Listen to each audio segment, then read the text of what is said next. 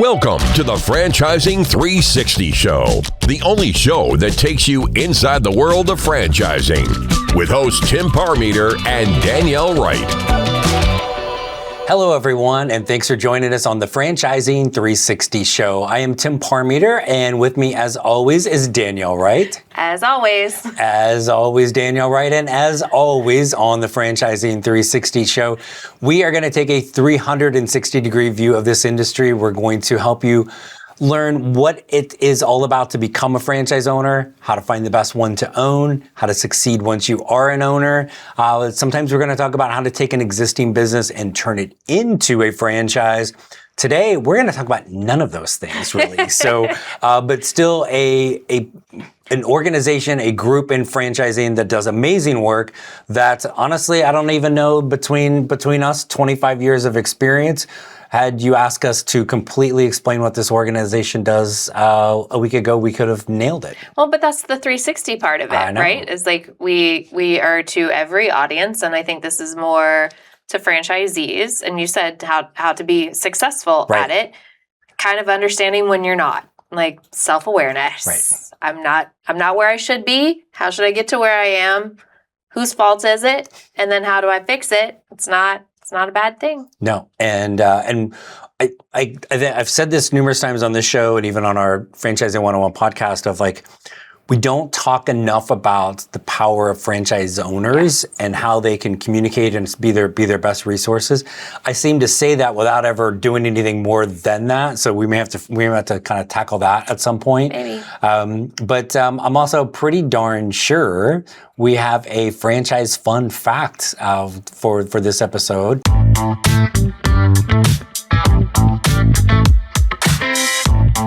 What you got? Okay, here's the fact, and it's not a question. I'm just gonna blurt it out. Just straight fact. Are you ready? Straight fact. Okay. The franchise industry in 2026 is adding more than 156,000 new jobs. Did you know that? So the franchise industry is adding 156,000 new jobs. New jobs. Okay. New jobs. And that will bring total employment to 8.9 million workers. Once again, talking about when there's the job market, employment, all of those things, or AI, right?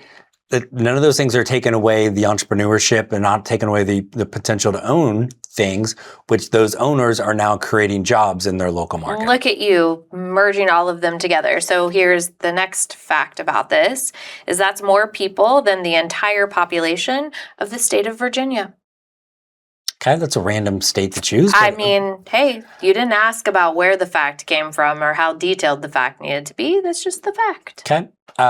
It's an insane amount of jobs. It goes, I think, also touches on the IFA thing that they're talking about now, like franchising means local. Yeah, and we have a whole thing called Franchises in the Wild. Right. We're here in Dallas-Fort Worth. We visited a franchise for breakfast and did a video. Like, we visited a franchise for lunch. We did, in fact. We did not do a video of that, but there really are everywhere. And it was seriously where lunch was. It was two franchises in the same building. Yes. Maybe not owned by the same people, definitely not the same food product, but definitely two franchises. Yes.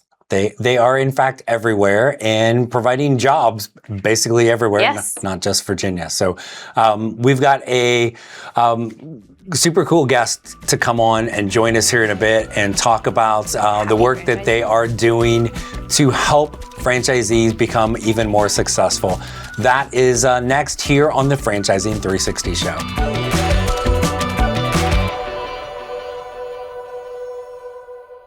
Hey, we are back on the Franchising 360 Show. Tim Parmeter with Danielle Wright, and we are now going to be joined by our guest, Miss Amy Mancuso, who is the Chief Development Officer and Trustee for the AAFD, which is, Amy, I think I got this, American Association of Franchisees and Dealers. Amy, thanks for joining us.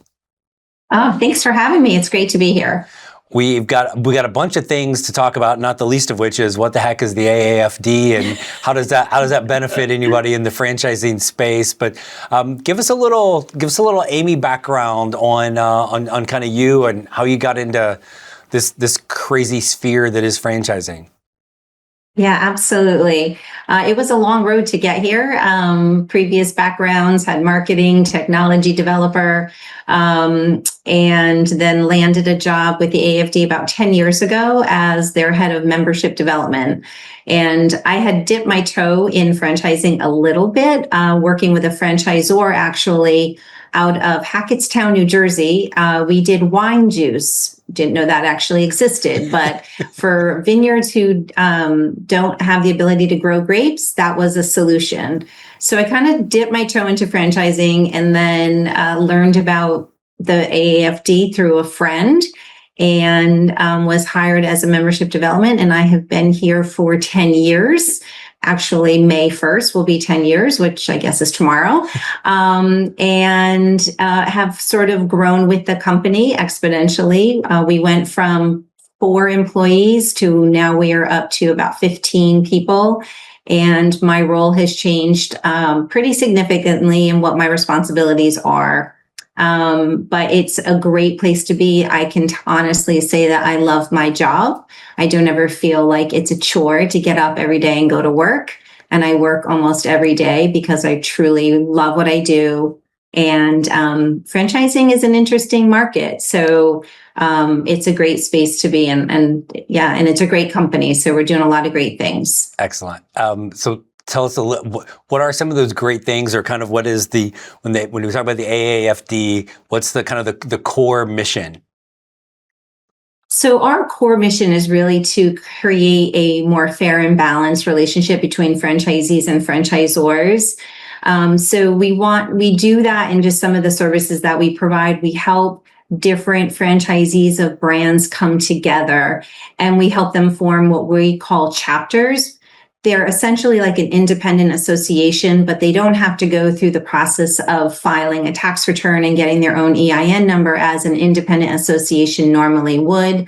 So we get to save them right from the jump on the financial burden of having to do all of that. And because we are a 501c6 non-for-profit, those organizations roll up under us under our tax return. So when we file our taxes, we file on behalf of all of our chapters.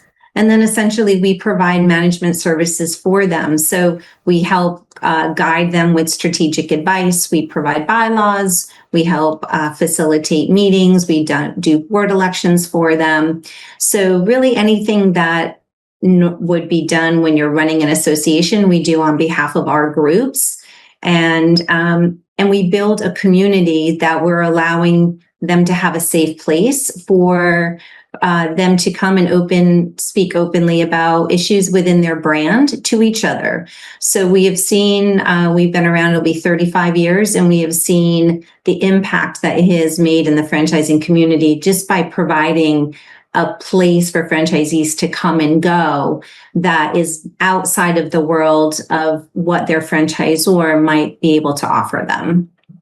So you guys mainly work with probably larger organizations that have a big footprint in a certain geography, right? So if we're thinking micro emerging brands, maybe I have 35 owners. You're working with probably larger brands, or do you guys partner with some of these smaller ones where I think if you can get in there first and work with them now, then you create some longevity? But is that typically what your membership base is? We run the gamut. I would say we're primarily on the small to medium size. Okay. So we run groups with as little as 10 members, but we have groups as many as 300-400 members. And their franchise brands vary. So household brands such as ServiceMaster, Pearl Vision was with us for a real long time. Some of those like bigger name household brands, Griswold Home Care is one. They've been with us for probably close to 20 years. But then we have a lot of smaller franchise brands that are just kind of starting up, or you might know of them, but they don't have a huge footprint in the franchising market space in terms of like number of locations throughout their brand. But the number of members can vary, and we don't prohibit really on size. We can manage any size group. Our only thing is that we do ask that if they have to have 5 people at least, because we find that it's hard to do anything with anybody that if you don't have at least 5 franchisees within the brand to try to work towards something, to make a difference.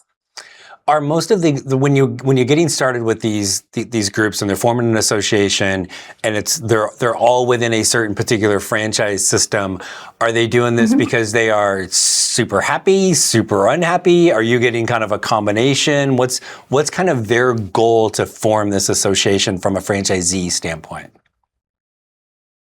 Most oftentimes, truthfully, it's because they're feeling some unhappiness with their franchisor. So whether it's they feel like they're getting a bad deal on royalties, or, their franchise agreement is up for review and things have changed and they're not really feeling like it's a more fair and balanced relationship.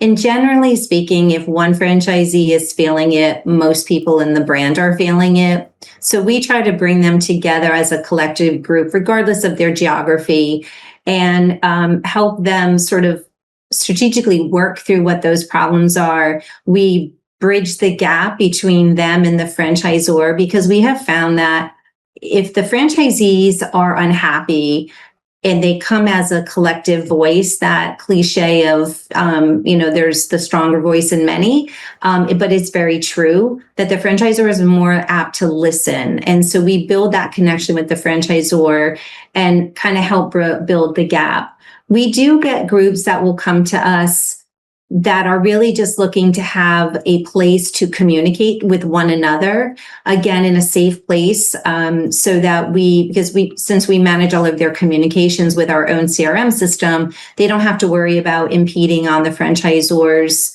technology, if you will. So sometimes they just want to have a place where they can feel like they can meet regularly, have communications go out, and just have that safe space. But primarily it's because they feel like there's an issue and they want resolve. And so we try to help them, figure out what those issues are and help them navigate. So how do you guys get introduced to some of these groups, right? Like, I'm finding this very intriguing. I love a good mastermind group, right? I love it when you're able to just kind of find a group of people, be able to talk to them, be like-minded, but you're like results-oriented. How do you guys get more members to this type of opportunity? Do you go directly to franchisees? Do you work with franchisors? Tell us how that works. A lot of it is word of mouth, or referrals within brands, which has been really great for us. Google is also our friend. I think we come up number 1 if someone wants to find like franchise management associations. We also have strategic partners who are also in the franchising space. So we partner oftentimes with the Coalition of Franchisee Associations, also known as the CFA. We just did a joint event with them. And they actually have a very larger footprint in the franchising space, where their members are boards of their associations, but they're like McDonald's and Popeyes and Planet Fitness and some of those really big brands. So just even having partnerships with organizations like that, industry partners, helps also give us a level of exposure. We have a legislative arm of our business, and that's where those partnerships tend to really focus on, but it gives us, again, just another level of exposure. I will be honest, we tried advertising a little bit, but it just didn't really seem to yield the results that we were looking for. No one really does exactly what we do. So in one respect, we're very fortunate because we don't have really any direct competitors.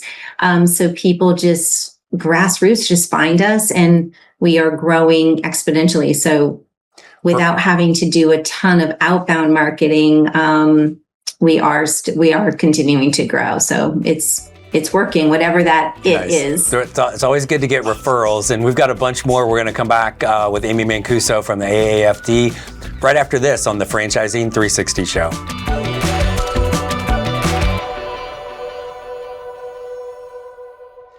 We are back on the Franchising 360 show. Tim Parmeter with Danielle Wright and our guest, Amy Mancuso from the AAFD. Amy, you were talking about how you're getting these associations, usually within a particular franchise. And unfortunately, sometimes these are getting started because there's something like, apparently if being a franchise owner isn't all rainbows and unicorns and it doesn't just rain millions of dollars right away. But you've been able to kind of bring these owners together, or maybe there's been something that's not been great, to help kind of facilitate that communication with the franchisor. I'm sure you have tons of examples, but give us one of where this association has helped really kind of lead to a positive change within a brand. Sure. So one of our more notable ones is with the Griswold Home Care Group. So many, many years ago, even preceding my time here, they had a long-standing franchise agreement that was, pretty ironclad. And then, as I understand it, there was some new ownership. The business was sold to somebody else, and the franchisees were not overly thrilled. So they formed as an independent association, and they wanted to just kind of form together and figure out what they could do and what their options were, because they didn't want to sell their businesses. They ended up establishing a legal trust where they all contributed, a certain amount of money in preparation for if they had to retain legal counsel to sort of deal with some of the issues that they were dealing with their franchisor. So fast forward a couple of years. They grew very quickly in terms of number of membership members, and then also in their trust commitments of the people that were really dedicated to trying to make this work. And as a result, the franchisor ended up changing things to make a more fair and balanced relationship with the franchisees. And it got to a point where the franchisees, every year at their conference that the franchisor held, they actually started inviting myself and the former chapter manager for that group to attend their conference, where we would meet with the franchisees and talk with them about the benefits of being part of the AAFD Association, because we had gotten into such a great place with them. The reality is that when franchisees and franchisors can actually work together, the franchise associations like that, what we're building and creating, can be a tool for the franchisor, because now you have a group of really happy franchisees. They will also help sell your brand to people. So if they're happy, that's an opportunity for the franchisor. And then the franchisor had a first view of really hearing what the issues were like at street level. They didn't have to hear it secondhand. So that relationship was, it wasn't done overnight. And some of the people that led that charge are still involved in the AAFD today. And many of those members still exist today, and they still have, and they've been through a few iterations, but they still have a great relationship with their franchisor. And anytime there's any kind of disagreement, it's an easier conversation, because I think that history has proven to be very valuable for sort of bridging that gap and letting their voices be heard. So what's the future hold for you guys? Like what's next for your association to continue to grow and do the great work that it's doing? We have just hired on some additional resources to support our growth. We are looking to also bring back a program that is going to be more kind of based on what I was just talking about bringing on franchisors and franchisees to bring them together. The AAFD many years ago created a set of standards which are industry accepted as standards for franchisors for their franchise agreements to be measured against. And it's a grading system, and it is a process. But in today's day with technology, we're looking to sort of streamline that process, which I believe could take up to like 2 years. We can now turn that around probably rather quickly. And so that franchisors will have their franchise agreement graded and against these set of standards. So that empowers the franchisor to see where there might be some shortcomings or where franchisees might not be happy. And then they have the ability to make those changes. So that helps them strengthen their brand, It helps provide goodwill and show that, they do care about that franchisee-franchisor relationship. So that's a big concentration area that we're looking to for 26 and into the future.